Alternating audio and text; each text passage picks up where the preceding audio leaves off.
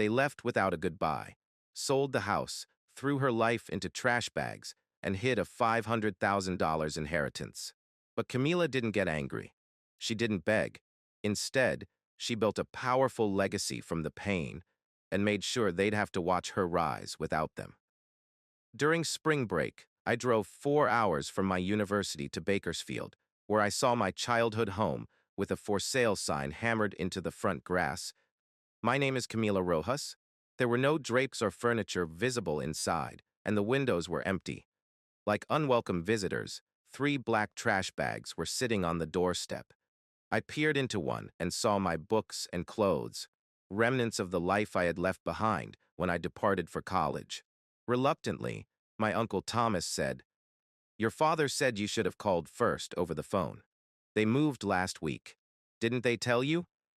I uttered the word no, only managing to get past the knot in my throat. They didn't tell me anything. After hanging up, I dialed my dad. Every ring seemed to go on forever. "Hello?" he asked in a flat, impersonal voice. "Dad, the house is empty. There are garbage bags with my stuff on the porch. What's going on?" A pause. "Next." "We moved.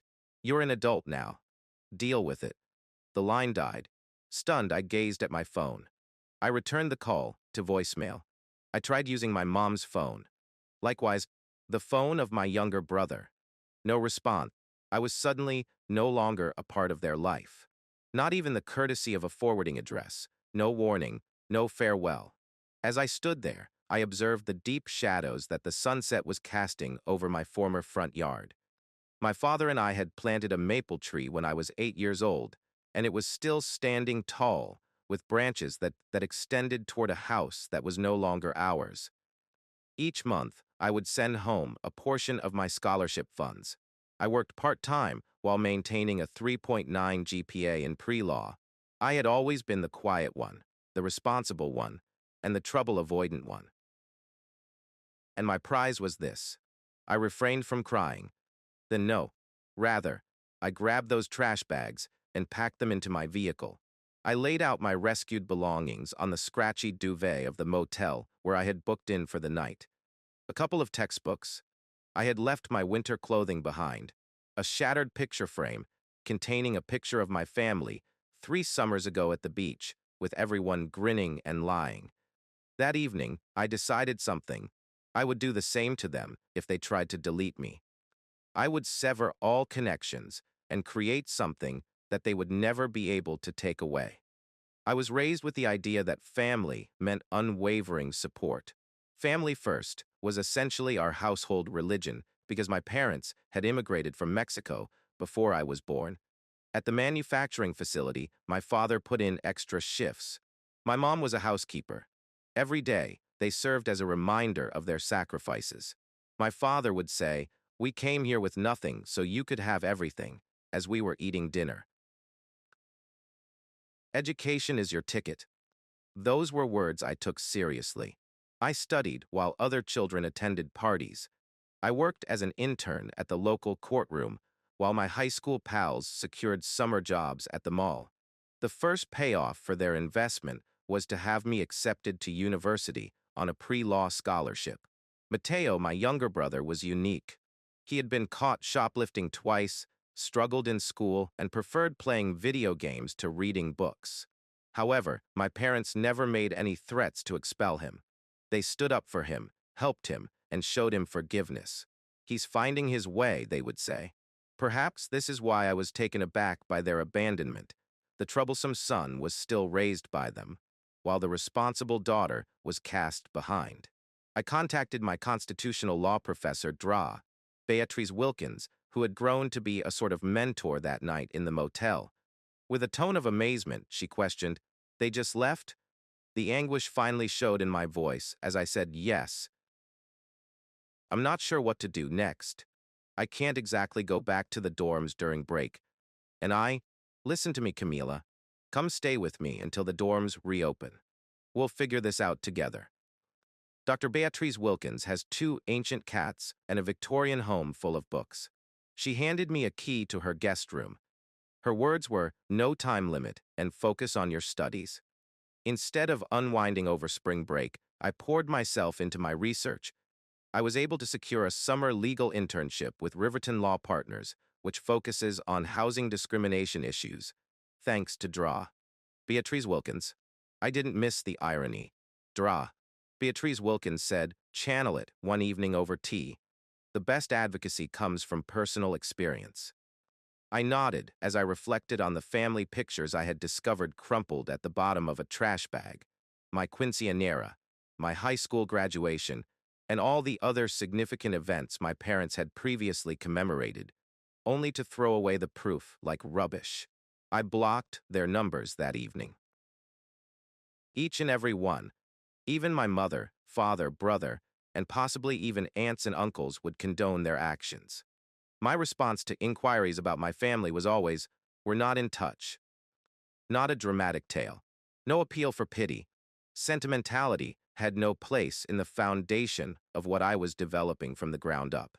Everything changed during the summer internship at Riverton Law Partners. After my boss, lawyer Lucia Grayson, noticed my talent for relating to clients, what had begun as simple research and coffee runs swiftly changed. You have something rare, Camila, she said after I had assisted in calming a young mother who was about to be evicted. She remarked, you actually listen. I was given the task of helping with intake interviews, which included meeting with elderly tenants who were facing unlawful rent increases, students who were dealing with predatory landlords, and families who were being forced out of cheap housing by developers. Their tales struck a chord with me that I was unable to adequately describe. I stayed up late one evening compiling case notes after a particularly taxing day of interviewing 3 families from the same apartment complex who had all received simultaneous eviction notices. At 9 p.m., Lucia discovered me there, encircled by documents. She leaned against the doorframe and asked, burning the midnight oil? These families have nowhere to go, I responded. The developers are offering them 2 weeks in a motel as compensation for breaking their leases early. Lucia let out a sigh. Unfortunately, that's often more than the law requires. Insisting, but it's not right. 2 weeks isn't enough time to find new housing, especially with security deposits and first month's rent. These people will end up homeless. The system is broken. Lucia gave a nod. So what are you going to do about it? I thought about that question for days. What could I do as an intern in my second year of pre-law school? During a required financial aid session at the university, the unexpected response was given. Students could apply for social innovation grants, which provide seed money for ideas that solve community issues, the presenter said. There were only 2 weeks left before the application deadline. Writing a proposal for a housing advocacy program targeted at low-income families and students kept me up 3 nights in a row. Safe Space Initiative is what I termed it. Lucia assisted me with honing the legal details. The final application was assessed by Dre. Beatrice Wilkins. My parents called me for the first time in a long time while I was waiting to hear back regarding the award. 6 months had passed since they had left me. My father left me a voicemail. Camila, your mother is worried about you. Call us. Don't apologize. No justification. All they wanted was for me to obey their call, like a dutiful daughter. I didn't return the call. Another voicemail arrived 3 days later. This silent treatment is childish, Camila. We're your family. I didn't reply, but I did keep the message. The calls became more frequent. My mother, father, and brother would occasionally be called. They spoke in a variety of tones, from begging to demanding. None of them admitted their actions. I didn't tell them when I received the Social Innovation Grant from the university, which was $25,000, to start the Safe Space Initiative. Instead, I celebrated with Dra, Beatrice Wilkins, and Lucia when I received an offer of a paid job at Riverton to continue working through the academic year. People who supported me out of true respect and care, rather than out of duty, were beginning to establish my new family. 23 students had received support from the Safe Space Initiative in their battle against unlawful evictions by January. With 2 paralegal volunteers and a revolving roster of law students completing clinical hours, we worked out of a repurposed storage room at Riverton Law Partners. I usually hurried from classes to the office, examining cases and honing our strategy in the nights. Although arduous, the labor was rewarding. Every kid who escaped homelessness and every family that kept a place to live seemed like a personal triumph. From the ruins of my own expulsion, I was creating something significant. In the meantime, my parents' efforts to get back in touch had intensified. The frequency of the calls was startling, sometimes occurring several times a day. They recruited family members when I didn't stop ignoring them. The text message said, "Your mother cries every night," from my Aunt Lucia. Whatever they did, can't you forgive them? I also didn't reply to these communications. Acknowledgement was necessary for forgiveness, and they had not yet acknowledged any offense. I was counseling a sophomore named Devin one Tuesday afternoon in February. He had come back from winter break to discover that even though his lease was paid in full, his landlord had rented his apartment to someone else. The office telephone rang as we were talking about his alternatives. My response was, "Safe Space Initiative, this is Camila," with an apologetic gesture toward Devin. "Camila? Is that you?" My mother's voice was heard. I felt sick to my stomach. "How did you get this number?" She stated, "It's on your website. Why haven't you returned our calls? We've been worried sick." Devin stirred uneasily in his seat. I put a lid on the mouthpiece. "I'm sorry, I need to handle this. Would you mind waiting outside for a moment?" I uncovered the phone after he had gone. "This is my workplace. Please don't call here again." My mother broke her voice as she said, "We're your parents. We have the right." Interrupting, "You lost that right.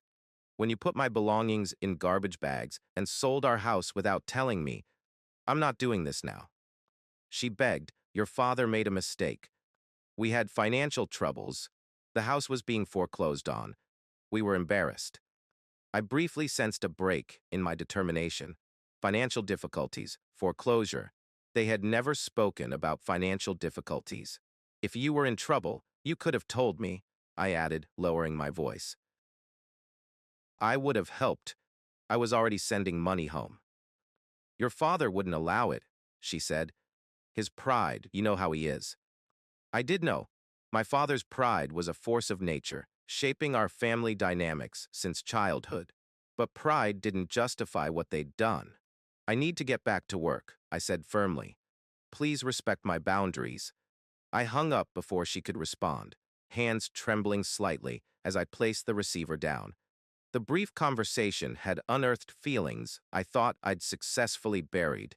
Anger, certainly, but also a lingering sense of responsibility toward them. Later that evening, Lucia found me still at my desk, staring at Safe Space's call log. "Everything okay? You seem distracted," she said, perching on the edge of my desk. I hesitated, then told her about the call. "Part of me wants to believe they had a good reason," I said, "that it wasn't just cruelty." Lucia considered this. "People rarely act from pure cruelty, Camila, but reasons and excuses aren't the same thing. Whatever financial troubles they had, they chose to handle it by abandoning you without warning." She was right, and yet my mother's explanation had sowed a seed of suspicion. What if the tale wasn't just that?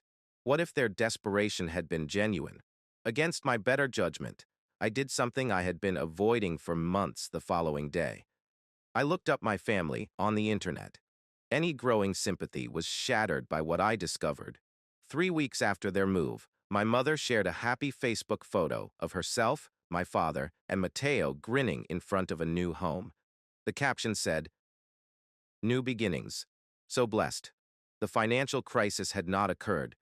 No foreclosure had occurred. The decision to abandon me had just been made." The calls that went unanswered piled up like snow, as if we were having a regular, continuous conversation rather than a one-sided barrage. My parents' voicemails changed from demanding to imploring, interspersed with details about their new life. My mother said Mateo got accepted to community college at the end of March. He's studying computer programming. You always said he was smart.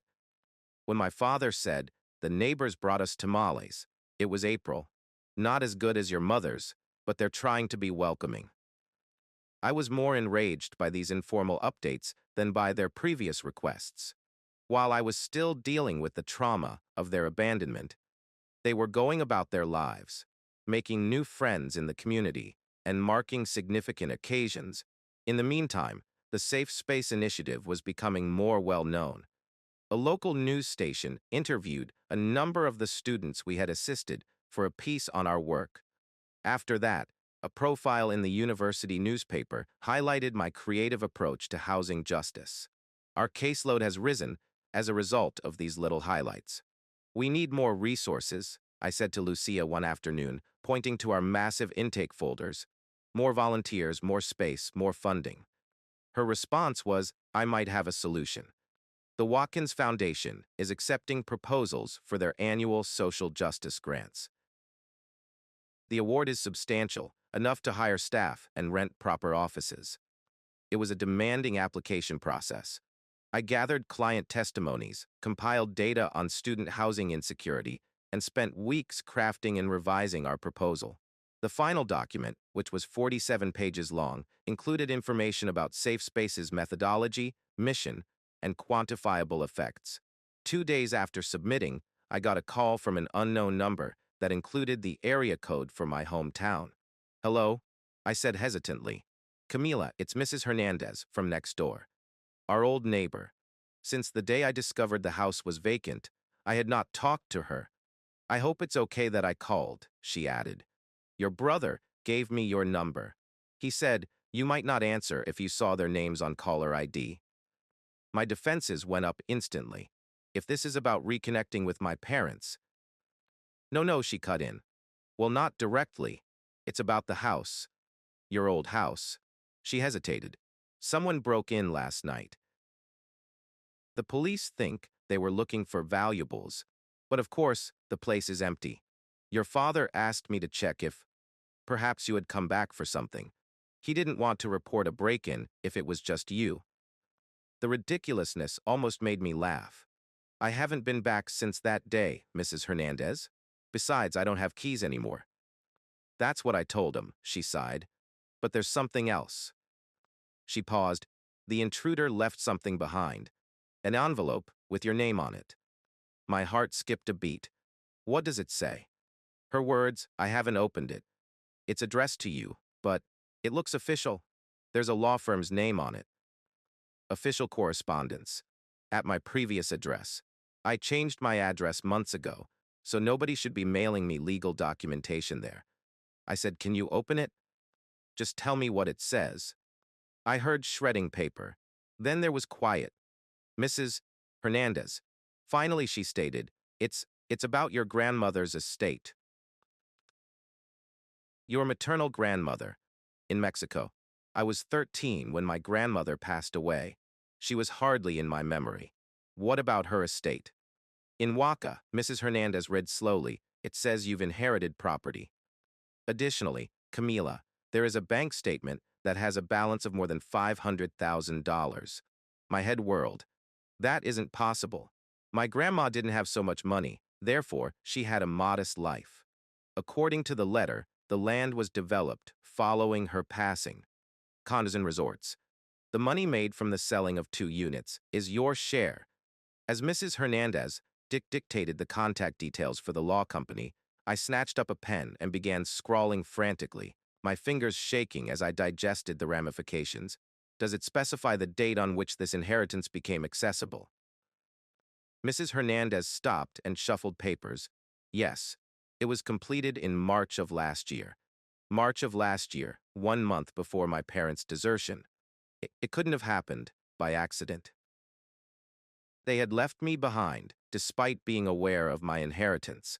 While I was still processing the news of the inheritance, I received a call from the Watkins Foundation. We had to prepare a presentation for their board after being chosen as grant finalists. Normally, this would have been a reason to celebrate, as the foundation's support would have turned Safe Space from a tenacious student project into a recognized organization. However, I was preoccupied. My mind kept returning to the surprising legacy left by my grandmother. I checked with the Mexican law company that handled the estate after speaking with Lucia, and they confirmed everything. The money was mine, and the inheritance was legal. Most tellingly, my parents, who were my legal guardians, had received notice more than a year prior when I was just 19. During one of our frequent dinners, I informed Beatrice Wilkins, they knew I was going to inherit this, but they still put my belongings in garbage bags. She put her fork down. Have you thought about why? Money, I remarked sourly. They probably believed they were more deserving of it than I was. Perhaps, she admitted, but it's hard to conceal an inheritance. Eventually, you would have learned. Perhaps they intended to inform me according to their terms. To express my gratitude. Reliant, with no appetite, I pushed my plate aside. Or maybe they never planned to tell me at all. 3 days before the Watkins Foundation presentation, the inheritance money was moved to my account. The money gave me a weird sense of comfort, but I wasn't sure what to do with it. I felt financially detached from my past for the first time since discovering my childhood house was empty. A Saturday afternoon in May was the planned date for the Watkins presentation. I got to the foundation's downtown offices an hour early, and in the modern waiting room, I went over my notes. In order to extend Safe Spaces services outside of the university to the larger community, we proposed allocating $300,000 over 3 years. Lucia, looking dapper in a charcoal suit, showed up 20 minutes early. Are you ready?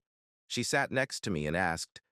As I'll ever be, I answered, adjusting my own well-chosen blazer, which was a navy blue color and professional but approachable. She cautioned, the board may appear stiff, but effect is important to them. Pay attention to the human tales. How Safe Space transforms lives. 8 people were seated around a polished table in a boardroom, and I knew a few of them from my research, a former judge, philanthropists, and local business leaders. William Watkins, the director of the foundation, stood up to welcome us. Miss, your written proposal has impressed us, he remarked, pointing to the presenting space. Rojas, Grayson, welcome. Prove to us why Safe Space merits our backing. I started by plugging my laptop into the projector. Lucia added legal background, outlining how our strategy addressed significant gaps in current services, and the presentation described Safe Space's evolution from a student project to an essential community resource, emphasizing significant instances and systemic implications. I was 20 minutes into our expansion plan when the door to the boardroom opened. Mr. Watkins turned to us and nodded as a foundation staffer said something to him. I apologize for the disruption, he continued. Miss, some of the people here are posing as your relatives. Rojas? They're quite determined to talk to you. My heart stopped beating. My relatives, he continued, seeming uneasy. They say it's urgent, adding, we can ask them to wait until we finish. Lucia gave my arm a comforting pat. Your call, Camila. After months of ignored calls, my parents had finally located me at what may have been the most significant professional event of my early career. I drew a reassuring sigh. The timing couldn't be more telling or worse. This is too important to interrupt, I said in a fairly steady voice. Please tell them I'll speak with them after the presentation. With a nod of approval, Mr. Watkins sent the assistant off to convey my message. My mind was racing, but I returned my attention to the presentation. After over a year of silence, what could possibly be so urgent? Despite the mental turmoil underneath, I completed the presentation automatically and sounded professional. I responded in depth to the board's thoughtful inquiries and resolved not to let my personal problems interfere with this chance. Instead of feeling excited, I felt hollow when they eventually thanked us and said they would make a decision in 2 weeks. As we assembled our supplies, Lucia remarked, "You were excellent, especially under the circumstances." Mateo and my parents waited in the reception area outside the boardroom. When my mother spotted me, she stood up, a complex mix of dread, resolve, and hope on her face. Mateo sat awkwardly between them, looking everywhere but at me, while my father sat there, his face reserved. My mother stepped forward and said, "Camila, we need to talk." So kept. Lucia gave me a shoulder squeeze and said, "I'll give you some solitude. Give me a call later." I gave them an appreciative nod before turning to look at them. "What brings you here? How did you discover me at all?" My mother clarified, "We saw the newspaper article about your housing program, which included a reference to today's Watkins presentation. For months, we have been attempting to contact you." "I'm aware," I replied quietly. 247 calls is hard to miss. At last, my dad got up and said, "Camila, this has lasted long enough. You're acting like a child." I let out an irritated laugh. "Young, my possessions were in rubbish bags when I got home. You didn't inform me that you sold our house. You left me behind, and I'm the one who is immature." "We made a mistake," my mother replied, her voice shaking, "and we want to make it right." "You wish to correct it now, after a year?" I questioned, "when my whole existence has been rebuilt without you." "Why now?" Mateo stirred uneasily. "Just hear them out, Jazz." I responded bluntly, "I am aware of the inheritance. Is that the reason you are now interested in making amends?" "Since the funds were received." My dad's expression hardened. "You've always been so quick to judge." I retorted, "And you've always been so quick to discard. Since you were aware of my grandmother's estate in March of last year, you tossed me away after keeping it from me." My mom's eyes grew wide. "Are you aware?" "I'm sure I know everything," I said. "Now what do you want?" We moved to a nearby coffee shop because the foundation's reception space wasn't suitable for a family reckoning. As they tried to explain the unexplained, I sat across from them, keeping a physical and emotional distance. "The foreclosure. Your father lost his job, and I couldn't make enough cleaning houses," my mother said, holding her unfinished coffee. "We were unable to inform you, so you left me without asking for assistance." I spoke quietly and deliberately. My father clarified, "We learned about your grandmother's wealth shortly after you left for spring semester. The lawyers said you would inherit when you turned 21. We reasoned. We reasoned that we could take care of our financial situation before you found out if we relocated and started over somewhere new, by selling the house and leaving me with nothing." "We panicked," my mother replied softly, "because your father believed you would be better off without our troubles. You had your pals, your university, and your scholarship. Now, why the sudden change of heart?" I pressed. They looked at each other, and Mateo said something. "Jazz, they made a grave error. They are now aware of that." "The safe space issue," my father said sternly. "We saw what you've done in the newspaper. We came to the realization that we had lost something valuable." I interpreted, "your successful daughter," with a sour tone. "No," my mom blurted out, our relationship." I examined them. These individuals who had molded and then destroyed my childhood. My father appeared somewhat smaller, his shoulders sunk under his old jacket. Mateo had grown an inch. His boyish features were maturing. My mother was older, with gray threads conspicuous in her black hair. I finally said, "I've built a new life, with new relationships, people who respect me despite my achievements." My father argued that we were still part of your family. I slowly looked into his eyes. "Family doesn't put your belongings in garbage bags." I got up from the table, put down enough money to buy all of our beverages, and got ready to go. "I don't require resolution. I've made progress. But first, respect my boundaries if you really want to make amends." I experienced an unexpected feeling as I was leaving. Nor contentment, nor validation, but a silent power. I had walked away intact after confronting my abandoners on my own terms. The Watkins Foundation contacted me the following morning. The entire grant amount, plus an extra $50,000 for operating costs, had been given to the Safe Space Initiative. I was called that afternoon by a national news organization about including Safe Space in a piece about creative approaches to housing justice. 2 weeks later, millions of people saw the story, including my parents, I found out later.